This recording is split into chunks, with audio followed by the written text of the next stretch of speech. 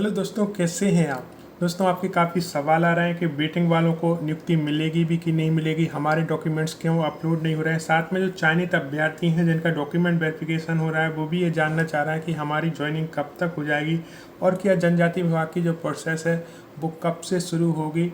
और साथ में पदोन्नति के लिए लगातार अभ्यर्थी संघर्ष कर रहे हैं दोस्तों, तो उसमें सफलता मिलती है तो ये सफलता सभी की कहलाई, क्योंकि वहाँ पर वेटिंग क्लियर होने की संभावना बहुत अधिक बढ़ जाएगी। तो पहले हम चलते हैं पोर्टल पर और बात करते हैं कि डॉक्यूमेंट वेरिफिकेशन यानी कि आपका जो 21 जून 2024 से 23 जून 2024 तक होना है, उसके बाद कितना समय लगेगा आपकी ज्वाइनिंग में। तो दोस्तों, ये प्रोसेस बहुत जल्दी की जा रही है। इसका मतलब है कि जुलाई के माह में आपके ये आदेश जारी हो जाएंगे ज्वाइनिंग से संबंधित। बस आपने जो डॉक्यूमेंट्स अपलोड किए हैं उसी क्रम में 2 फाइल बनाकर आपको ले जानी है, यानी कि ओरिजिनल डॉक्यूमेंट्स और एक फ़ाइल वो जिसमें उन ओरिजिनल डॉक्यूमेंट्स की फ़ोटोकॉपी हो, और हर एक डॉक्यूमेंट्स की जो है 2 फोटोकॉपी आपको ले जानी है स्वयं प्रमाणित करके। अब बात करते हैं हम वेटिंग वालों की कि चयनित जो अभ्यर्थी हैं उनके तो डॉक्यूमेंट्स अपलोड हो रहे हैं, लेकिन वेटिंग वालों को क्या नियुक्ति मिलेगी कि नहीं मिलेगी, उनके डॉक्यूमेंट्स अपलोड होंगे कि नहीं होंगे। तो दोस्तों, इस बार एक नई प्रक्रिया अपनाई गई है जहां पर जो है ज्वाइनिंग वालों से अभी डॉक्यूमेंट्स अपलोड कराए जा रहे हैं, लेकिन जो वेटिंग में है उनकी लिस्ट यहाँ पर नहीं डाली गई है। जबकि 2018 की जो प्रोसेस थी उसमें दोनों ही लिस्ट डाली गई थी, चयनित अभ्यर्थियों की और प्रतीक्षा सूची में जो अभ्यर्थी थे उनकी। लेकिन नियम वही फॉलो किया गया है 2018 का। जैसे कि हम आदेश देखें, उच्च माध्यमिक शिक्षक नियोजन प्रक्रिया वर्ग 1 2024, उसमें स्पष्ट रूप से कहा है कि 2018 यानी कि सेवा शर्तें एवं भर्ती नियम 2018 ही यहाँ पर लागू किए गए हैं। यदि हम 2018 के नियम देखें, जो कि मध्य प्रदेश शासन स्कूल शिक्षा विभाग मंत्रालय भोपाल से जारी हुआ था, उसी आदेश के अनुसार प्रतीक्षा सूची तैयार करनी चाहिए थी और यह तैयार होनी भी चाहिए दोस्तों, क्योंकि जो भी चयनित अभ्यर्थी हैं किसी कारण से वो डॉक्यूमेंट उनके सही नहीं पाए जाते हैं या वो किसी भी कारण से बाहर होते हैं, उनकी योग्यता कंप्लीट नहीं पाई जाती है, तो वहाँ पर वेटिंग क्लियर होती ही होती है। तो इस नियम के तहत आप मांग भी कर सकते हैं कि जो आपने आदेश में कहा है कि सेवा शर्तें भर्ती नियम 2018 यहाँ पर लागू की गई हैं, उसी के अनुसार आपकी प्रतीक्षा सूची जारी होनी चाहिए और आपकी वेटिंग क्लियर होनी चाहिए। ये नियम है। अब एक और क्वेश्चन था कि जनजाति विभाग की काउंसलिंग कब से शुरू होगी। तो आप स्वयं देखेंगे टीआरसी पोर्टल पर जो है, यहाँ पर भी जनजाति विभाग का एक फोल्डर है जिसमें कि प्रोसेस शुरू होगी आपकी डीपीआई की ज्वाइनिंग के बाद दोस्तों। क्योंकि जो डीपीआई में ज्वाइन कर जाएंगे उसके बाद जो भी कैंडिडेट जिनका सिलेक्शन जनजाति विभाग में हुआ है उनकी अपडेट यहाँ पर शो होने लगेगी। हालांकि ये जनजाति विभाग का जो पोर्टल है वो 26 अगस्त 2022 से अपडेट नहीं किया गया है। अब वर्ग 1 की जैसी डीपीआई की काउंसलिंग कंप्लीट होती है, इसमें आपको अपडेट देखने को मिल जाएगी।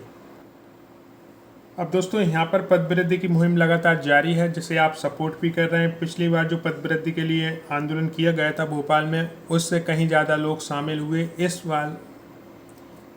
इस बार जो आंदोलन किया गया उसमें दोस्तों, लेकिन फिर भी और संख्या चाहिए। आप देखेंगे करीबन 19-20 हज़ार लोग वेटिंग में हैं और उनमें से यदि 1,000 लोग भी इस आंदोलन को सपोर्ट नहीं कर रहे हैं तो कहीं ना कहीं वो जज्बे की कमी दिखती है, क्योंकि जो ज़मीनी स्तर की टीम है, जो लोग वहाँ पर संघर्ष कर रहे हैं, उनमें उत्साह है, जोश है और अपने जो कर्तव्य है और जो हक है उसकी वो मांग कर रहे हैं दोस्तों नियम अनुसार। तो उनका साथ आपको देना चाहिए। जैसे कि मैं बात करूं सोशल मीडिया, ट्विटर अकाउंट पर आप ट्वीट और रीट्वीट करें, तो बहुत से भाई बहन ये कमेंट करते हैं कि हमें ट्विटर चलाना नहीं आता। जब आप वर्ग 1 के एग्ज़ाम में पास हो सकते हो दोस्तों, इतना कठिन एग्ज़ाम को क्रैक कर सकते हो, तो फिर ट्विटर चलाना कौन सी आपके लिए बड़ी बात है। तो पहले सोशल मीडिया पर एक्टिव हो, अपना ट्विटर अकाउंट बनाएं, एक दिन रखें और एक हैशटैग ट्रेंड में लाएं, जिससे कि सोशल मीडिया पर ये जो है मुद्दा बना रहे। साथ में जो ज़मीनी स्तर पर जो भी संघर्ष किया जा रहा है भोपाल में, उसमें खुलकर सपोर्ट करें। हमारी बहनें, हमारे भाई जो लगातार संघर्ष कर रहे हैं भोपाल में, वहाँ उनका सपोर्ट करें दोस्तों। साथ में यदि आप नहीं जा पा रहे हैं तो उनके जितने भी वीडियो आ रहे हैं, कहीं से भी आपको अपडेट मिल रही है तो सोशल मीडिया पर जमकर शेयर करें, खासकर ट्विटर अकाउंट पर सभी को लिंक करें, जिससे कि आपका ये जो बात है वो सभी तक पहुंचेगी। मैं ये बात क्यों कह रहा हूँ, क्योंकि आप लगातार कहते हैं कि सर वेटिंग क्लियर होगी कि नहीं होगी। वेटिंग क्लियर हो सकती है इस आधार पर कि आपके जो पद हैं उसमें से और बढ़ा दिए जाएँ। आप स्वयं जानते हैं कि 70,000 अतिथि शिक्षक रखे जा रहे हैं और आप ये माने कि 70,000 के आधे पद होते हैं 35,000, और 35,000 के भी आधे आप पद कर लें तो भी करीबन 17,000 से ऊपर निकल जाते हैं। ठीक है, उतने भी पद नहीं आए दोस्तों। आप स्वयं जानते हैं जो फ्रेश पद हैं वो 5,000 हैं वर्ग एक में। तो आप स्वयं सोचें कि कितना बड़ा डिफरेंस है, कितने ज़्यादा पद खाली हैं, उसमें से कितने कम पद निकाले गए हैं, और ये नियम अनुसार ही आप मांग कर रहे हैं। तो उसके लिए खुलकर सपोर्ट करें दोस्तों, क्योंकि ये कहना कि वेटिंग क्लियर घर बैठे बैठे हो जाएगी वो अपने आप में आधा सच होगा। हो सकता है कि किसी की डॉक्यूमेंट्स कंप्लीट ना पाए जाए और किसी की पहली या दूसरी वेटिंग है तो वहाँ पर उसका चांस बन जाए, लेकिन मान लो किसी की 10वीं वेटिंग है, 15वीं वेटिंग है, 20 वेटिंग है और उसके कैटेगरी से यदि पद नहीं है तो फिर उसकी वेटिंग कहाँ से क्लियर होगी आप स्वयं जानें। तो ये आपके लिए एक आखिरी मौका है इस तरह से, क्योंकि आप नंबर तो अच्छे लेकर आए हैं, उस हिसाब से यदि पद थोड़े ही बढ़ा दिए जाएँ, क्योंकि ज़्यादा पद तो कोई मांग ही नहीं रहा है। 70,000 पद यदि खाली हैं, यहाँ पर अतिथि शिक्षक नियुक्त किए जा रहे हैं, क्योंकि ये स्पष्ट रूप से कहा जाता है कि जहाँ भी शिक्षकों की कमी है वहाँ पर अतिथि शिक्षक रखे जाएँ, तो यानी कि वो पद सब खाली हैं, तभी अतिथि शिक्षकों को आमंत्रित किया जा रहा है। अब वही पदों की आप मांग कर रहे हैं दोस्तों, जो बिल्कुल जायज़ है। लेकिन एक चीज़ आप सभी को सोचनी होगी कि यदि हम एकजुट नहीं हो पाए, जैसे कि मान लो 20,000 लोग वेटिंग में हैं, मैं 19,000 लोगों की बात ही नहीं कर रहा। हो सकता है कि उनकी कोई प्रॉब्लम्स हो, कोई परेशानी हो, वो 19,000 लोग ना आ पाएँ, लेकिन उन 20,000 में से सिर्फ 1,000 लोग या उसमें से भी सिर्फ 500 या 600 लोग तो कम से कम एक्टिव होने ही चाहिए, जो कि अपनी हक की मांग कर सकें।